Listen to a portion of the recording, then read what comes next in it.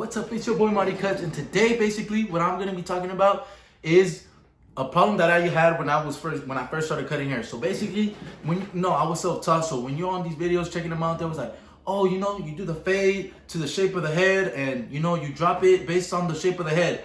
And that was something that was very confusing for me because I didn't know exactly how, like, what did they mean by that. I knew, okay, you could drop fade, you drop it, but they said make sure it fits the shape of the head. So what I finally caught on to was that really helped me a lot was you have to go based off of the crown. Like the main point areas they say is the shape of the head is the crown and the occipital bone. So you have to observe how far out the occipital bone is and how high the crown is and the shape of it.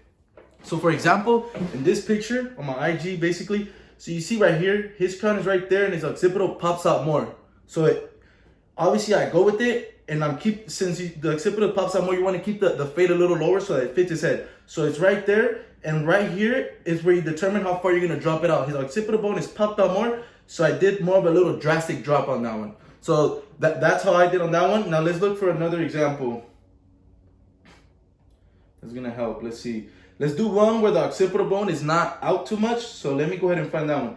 For example, here, you see the crown area for it's a little higher, and his occipital bone doesn't pop out as much. So I'm not sure if you guys can see that there, but so that's why I kept the fade a little higher. And right here, I don't have to drop it because he doesn't have an occipital bone that comes out as much, that doesn't like pop out. So I don't have to drop it, and this fade looks good on him. So that's what you want to do when people say the shape of the head, how exactly do I make it fit. For example, here's another one. This is more of like a mid fade. So same thing, he has his, the crown it's right there, so you kind of go with the shape of the crown.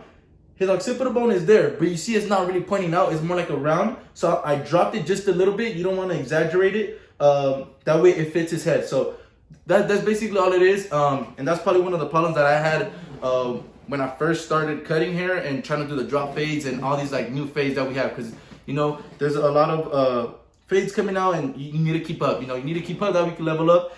And that's the tip that I'm gonna bring for you guys today. And like I always say, if you see potential, then you want to execute. And it's your boy Marty Cuts, and we leveling up. It's 2021. Come on, we gotta level up.